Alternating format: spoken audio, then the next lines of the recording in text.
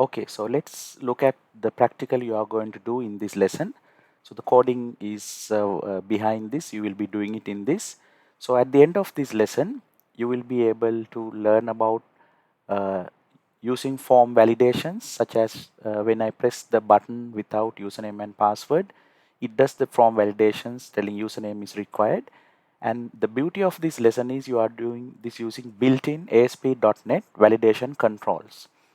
So once you put a username, then it works. And then let's say if you try to run it with a password, it will not allow you to get into the system. It's doing the validation telling password is required. And when we add a password, then only it goes to the next page. So this is what you will be doing in this lesson, and you are using validation controls, plus we'll be discussing about powerful features of validation controls and different ways of activating it. So we are very excited to do the lesson, and let's do the lesson now. Hi everyone. So welcome to the lesson Login Validation Part 3, Validation Controllers in ASP.NET. We'll be using these tools for this lecture, and make sure you have these prerequisites before you start with this lecture.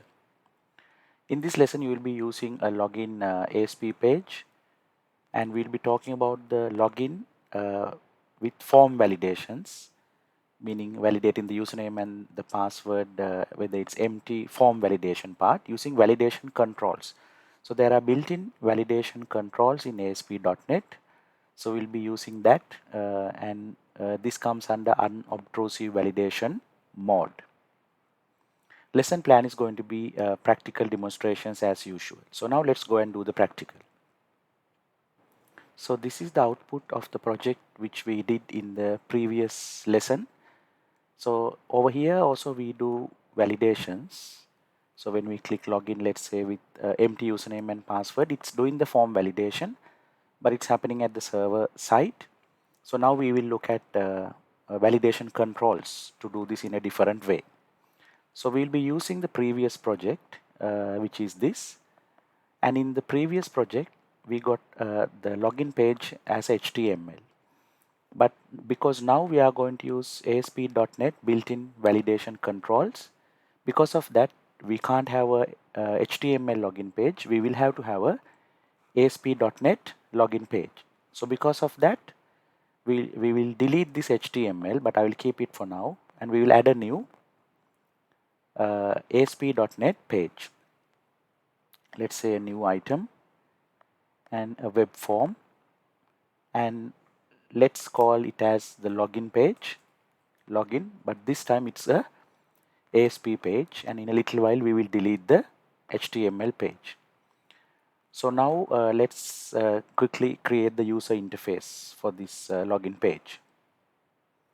So from the ASP page, we can look at my mouse, we can at the bottom, we can go to the design, and then let's say we can say login page, and then we can do the usual decoration, such as making making it bold and giving, let's say, a larger size, and let's say giving a color, the basic stuff. Okay, and then let's say I want to put labels and text boxes. So this time it's going to be ASP.NET text boxes, etc. But then to align it, we would like to have let's say we would like to put them into a table. So for that I can use a HTML table. So I will just double click and add HTML table, and then if I go to the source code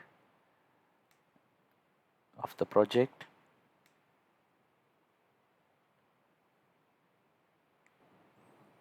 so if I click on the source code, I can see it has 3 columns. I don't need 3 columns, so let's delete one by one. And then let's go to the design once again.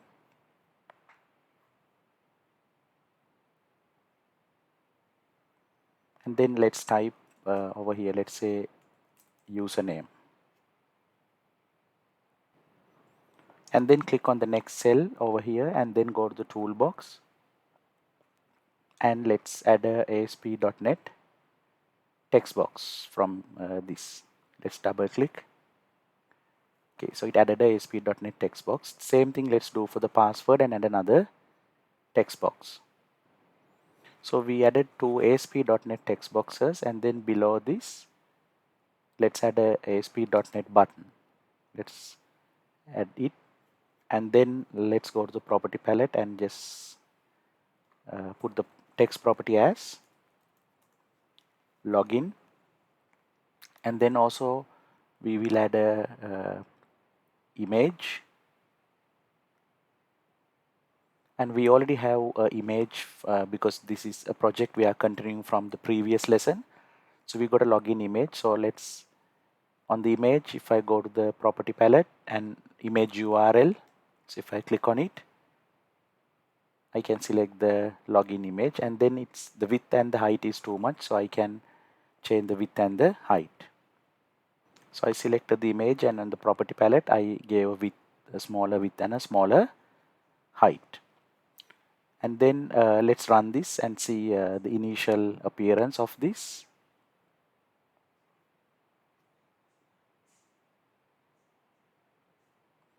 Okay, so and probably we can bring the text boxes little closer to the label. So let's do that now. So for that I can just come near the table, one of these cells, and just drag it from the mouse.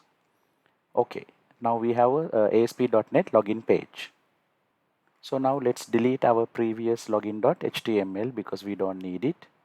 So let's right click and say delete because we are continuing from the previous project. Okay, so now let's go to the next step. So now if I let's say enter a username and a password, just some sample usernames, and click login, what I want to do is I want to go to the next page, right? So which is what is my next page? My next page is welcome ASP page. So let's write coding for that. So for that, what you'll be doing is you'll be double clicking on the button, and then it will take you to the button click, and over here you can say go to the next page. So let's put that command now.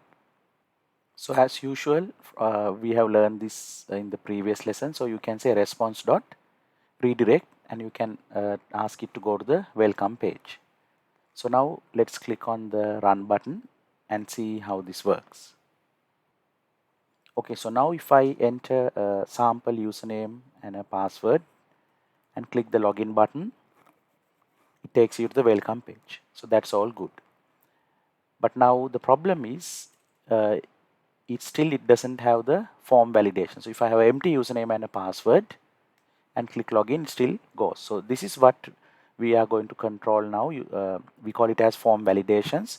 But in this lesson, we are going to do it using ASP.NET built-in validation controls.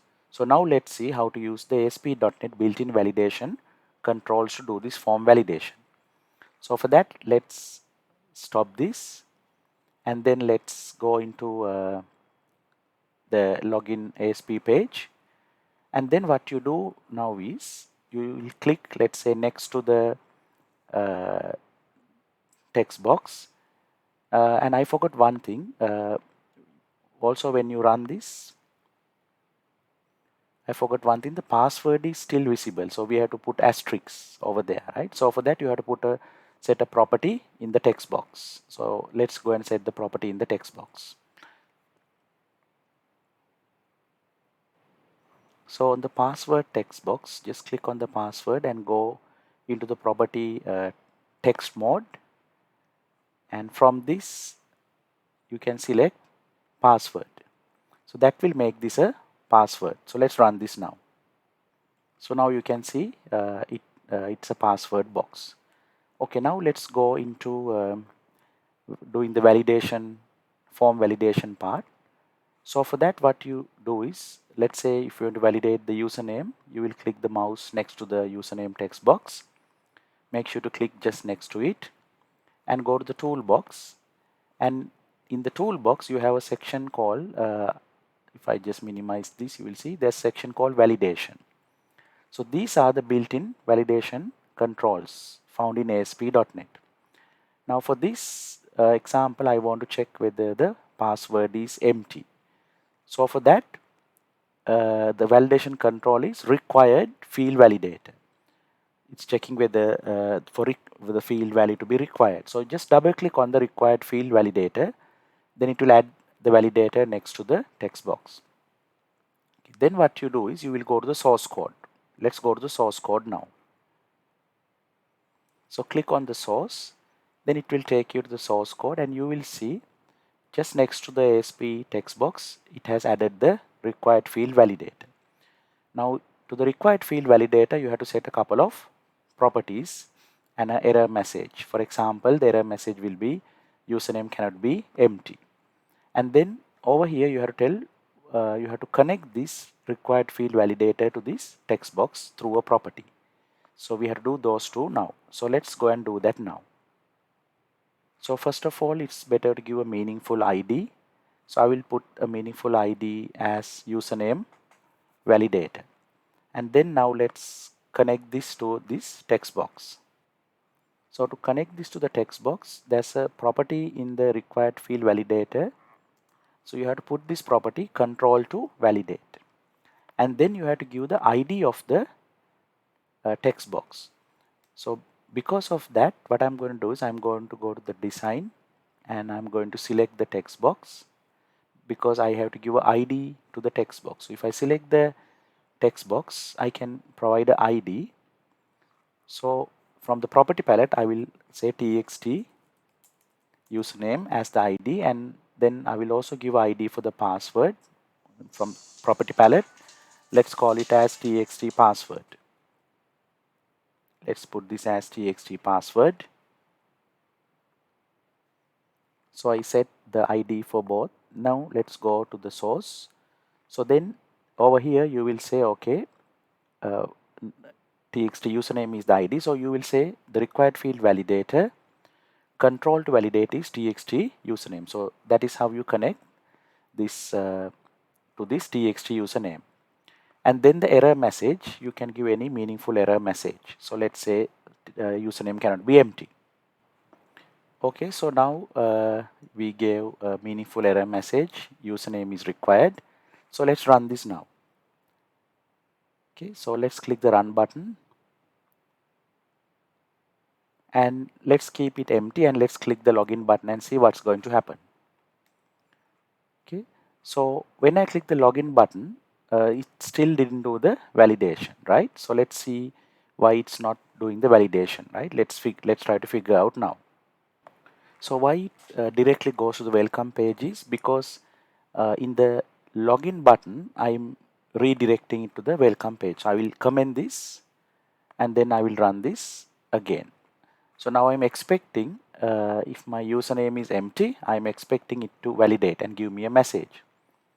So if I, with empty username, if I click the login button, so now you can see it is in action. So it talks about unobtrusive validation mode, but it's giving me an error.